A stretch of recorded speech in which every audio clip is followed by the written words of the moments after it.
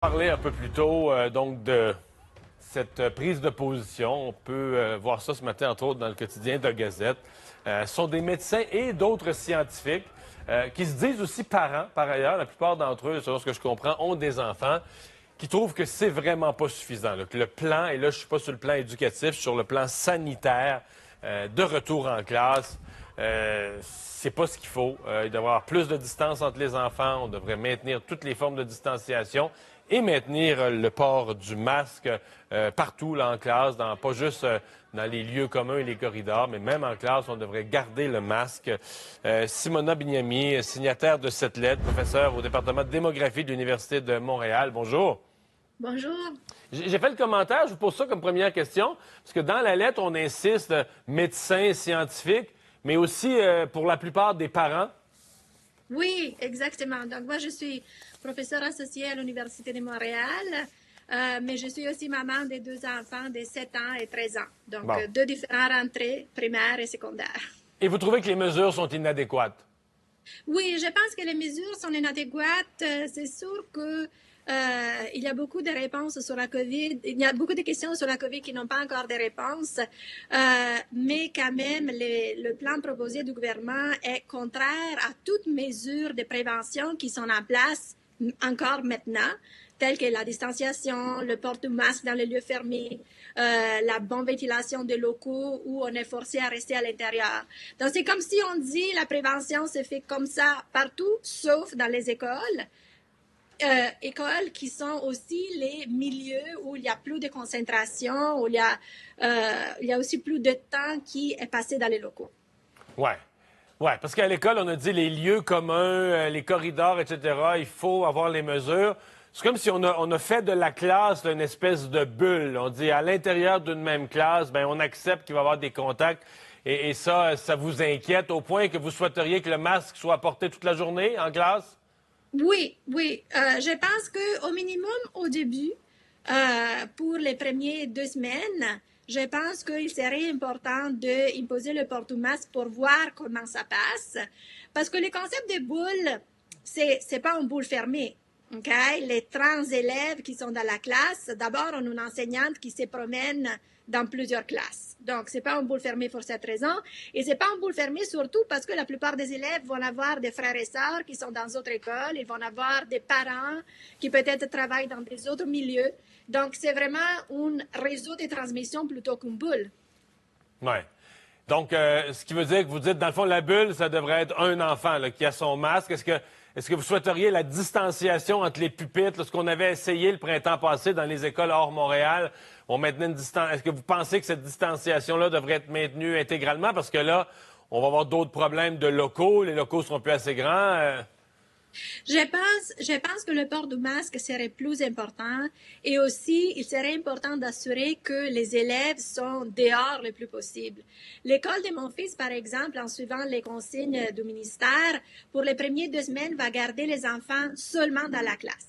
Donc, il y aura presque même pas de récréation dehors. Donc, les enfants vont être pour 8 heures dans la même pièce, en principe sans masque, sans distanciation, à se respirer un dessous à l'autre, au moment du lunch aussi, c'est que je trouve vraiment pas sécuritaire. OK. Une des raisons, parce que ce que je comprends, c'est que les autorités de santé publique au Québec, là, quand ils ont conclu cette entente avec le ministère de l'Éducation sur la façon de faire, ils ont mis dans l'équation le fait que les enfants sont pas trop touchés, sont pas trop malades, sont pas trop atteints, sont à quelques exceptions près dans le monde, là, en bas de 15 ans, en bas de 18 ans, la maladie ne frappe pas trop fort. Vous mettez ça où, ça, vous, dans votre équation? Mais c'est sûr, c'est peut-être ce qui conforte les parents anxieux à la Ravel et de rentrer comme moi. En même temps, il n'y a aucune étude qui a été faite encore de façon scientifique sur la transmission au sein des ménages. Okay? Donc, il y a seulement une étude maintenant aux États-Unis dont les résultats vont être prêts en décembre qui se concentre justement sur comment l'infection se propage au sein du ménage. Mais c'est sûr que si les enfants ne sont pas touchés, quand même, leurs parents sont touchés, potentiellement des grands-parents ou des proches qui sont en contact avec la famille seront touchés. Donc, votre crainte n'est pas tellement pour les enfants eux-mêmes, c'est davantage que vous pensez que l'école va devenir un lieu de propagation de la maladie, là, de multiplication des cas. Oui, tout à fait. Tout à fait. Et c'est ce que vous voulez éviter. Oui. Je vous mets un instant dans la peau des membres du gouvernement parce que, en quelques jours, là, vous avez fait cette intervention, quand même avec des experts, des médecins. De l'autre côté, vous avez des interventions à Québec, par exemple, en fin de semaine, il y avait une manifestation. Des parents qui ont d'autres inquiétudes, qui disent le port du masque, ça va traumatiser nos jeunes, l'école va être anormale, nos jeunes vont être marqués. On ne devrait pas obliger les enfants à 10 ans, 11 ans, on ne devrait pas les obliger à porter un masque, c'est épouvantable. Et eux demandent l'abandon complet ou presque complet des mesures sanitaires en disant la pandémie n'est pas grave. Alors le gouvernement, lui, est pris avec les deux extrêmes, là. Oui, mais c'est sûr que je pense que c'est vrai qu'au Québec, la mortalité, okay, a frappé surtout les aînés. Okay? Et à cause de ce fait, je pense, il y a l'impression que pour le reste de la société, la pandémie, c'est pas un gros problème. Néanmoins, la raison pour laquelle il n'y a pas eu tellement de transmissions au-delà des CHSLD est parce que notre confinement est arrivé relativement tôt. Donc, maintenant, le niveau de transmission communautaire, c'est sûr qui est faible. C'est qu'il y a une variable qui rend propice l'ouverture des écoles. Donc, ce qu'on va faire est, dans notre lettre, ce que nous invoquons est une ouverture sécuritaire des écoles. Ou, au minimum, une ouverture avec des mesures graduelles. Parce que ce qui s'est passé en Allemagne, on a réouvert les écoles avec presque les mêmes mesures qu'ici au Québec. Donc, pas de masque dans les classes, seulement dans les aires communes et dans les corridors. Et comme vous savez, maintenant, il y a des cas presque partout, dans beaucoup des écoles. Est-ce que ces cas, pour la plupart, chez les enfants ne sont pas graves, mais chez leurs parents, chez les enseignants, on ne sait pas vraiment. Donc, au minimum, je pense qu'il serait important, au tout début d'ouverture des écoles, de demander peut-être le port du masque ou la distanciation. Ça dépend des niveaux, ça dépend de l'horaire.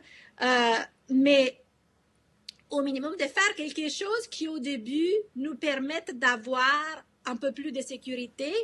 C'est plus simple de commencer un peu plus strict et ensuite de relaxer certaines mesures, plutôt que commencer comme il est prévu maintenant et après 2 semaines se rendre compte, oh mon Dieu, il faut fermer les écoles, il faut fermer des classes parce qu'il y a trop d'éclosions. Ouais.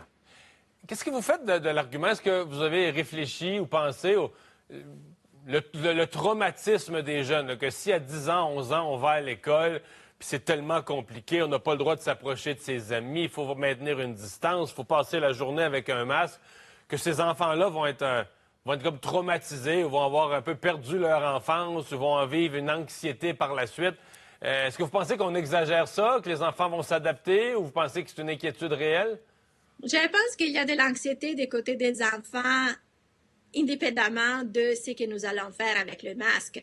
D'un certain point de vue, disons que les enfants vont je pense à des adolescents comme mon fils plus grand, s'en va dans son école. Lui, par exemple, est très concerné. Il me dit, maman, mais est-ce que donc la responsabilité d'emporter l'infection à la maison, c'est sous mes épaules? Parce que moi et mon mari, nous travaillons de la maison.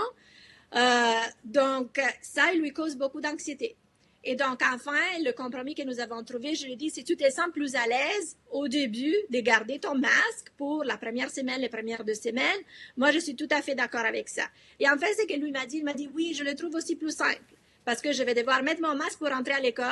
À ce moment-là, je vais arriver dans ma classe, je vais la garder jusqu'au moment de repas. Je vais l'enlever pour manger et je vais me la remettre après jusqu'au moment où je sors. Et pour lui, il lui cause moins d'anxiété que potentiellement de savoir qu'il va nous rendre malades. Eh bien, on va surveiller tout ça. Madame Bignami, merci d'avoir été là. Merci beaucoup. Simona Bignami, signataire donc de cette lettre 150